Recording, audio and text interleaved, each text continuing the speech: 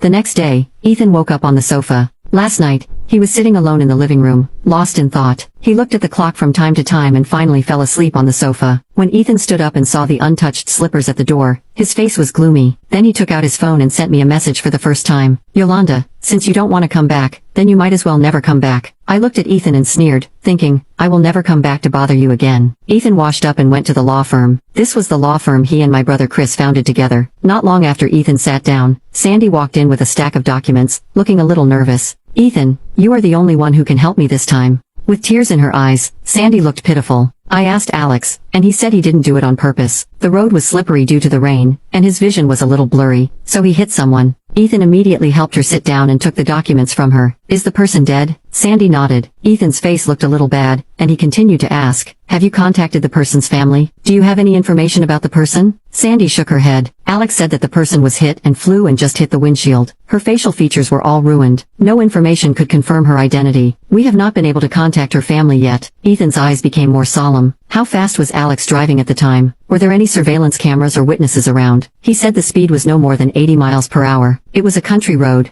and there was no surveillance. It was raining at the time, and there were no one around. Sandy lowered her head, looking scared and worried. Pondering for a while, Ethan asked, "Are you sure Alex didn't flee or exceed the speed limit?" Sandy raised her eyes and looked at Ethan with tears. "Ethan, are you doubting what I said?"